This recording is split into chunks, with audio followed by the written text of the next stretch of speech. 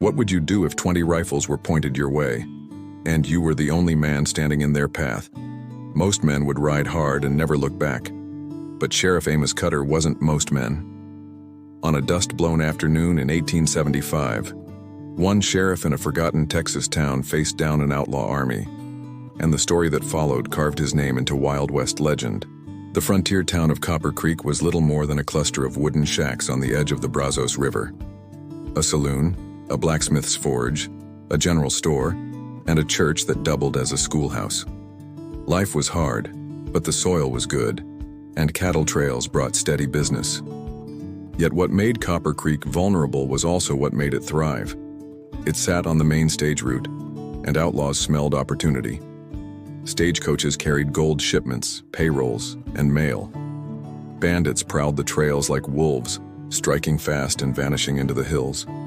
By 1875, word spread of a gang unlike any other, the Kruger Raiders, 20 hardened outlaws, veterans of both sides of the Civil War, led by the ruthless Elias Kruger.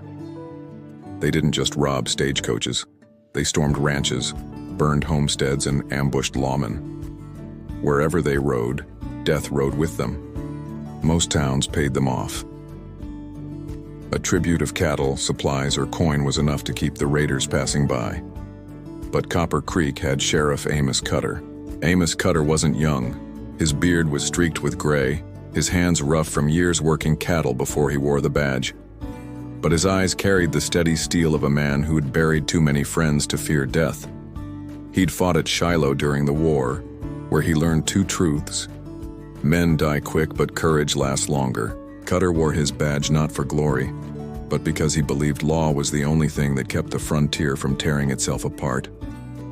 "A town without law," he once said, "is a graveyard waiting for headstones." When word reached Copper Creek that the Kruger Raiders were riding south, panic spread like wildfire. Townsfolk gathered in the saloon, arguing whether to flee or surrender supplies to buy mercy. Sheriff Cutter stood at the center, his voice calm but unyielding. "You pay a wolf once, and he'll never stop coming back. Copper Creek ain't bowing to bandits while I wear this badge." Some called him brave, others called him a fool, but no one volunteered to stand with him. By nightfall, Cutter knew the truth.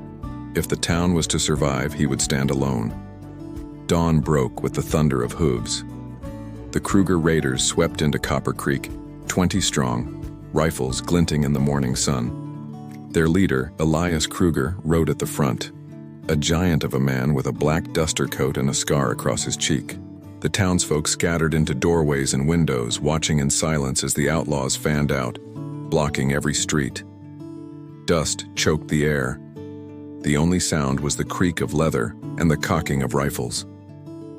From the sheriff's office, Amos Cutter stepped into the street. He wore no armor, carried only his Winchester rifle and a Colt on his hip.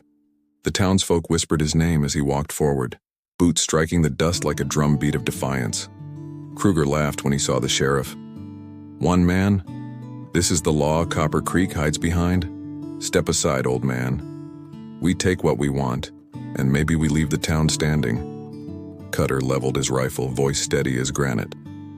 "You want Copper Creek, you'll have to ride over me first." For a heartbeat, silence stretched across the town square. 20 rifles aimed at one sheriff. Mothers clutched their children.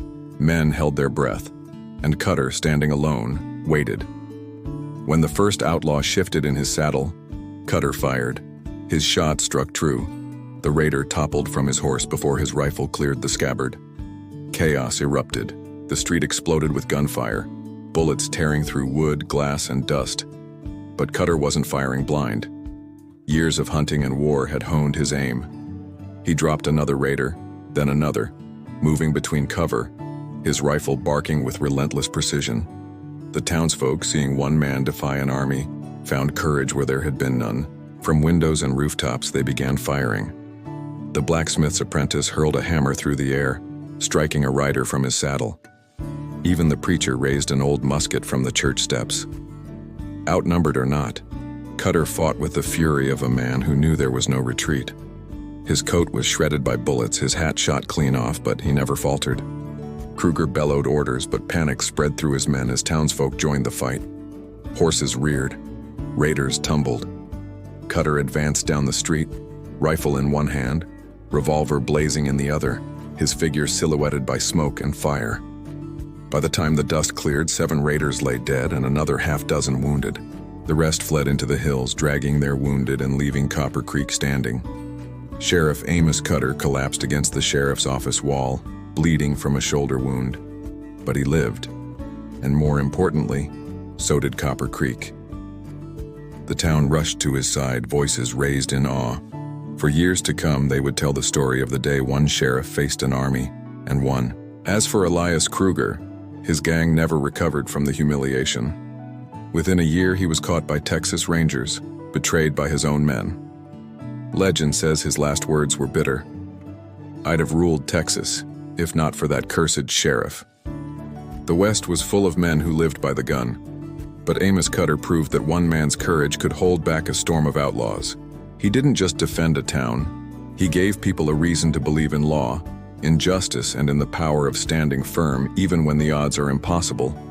That is why, even today, they still whisper his name on the Texas frontier, the sheriff who took on an army. If you believe Sheriff Cutter's courage deserves to be remembered, hit that subscribe button. More tales of outlaws, lawmen, and legends ride your way every single day here on Westside Tales.